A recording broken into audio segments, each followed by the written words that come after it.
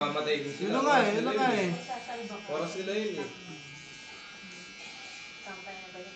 Natakot yung magulang. Kaya yun. Dorman sila dyan sa ano.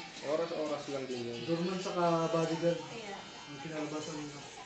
Awol sila, awol. Ano nagkaul sila? Awol sila.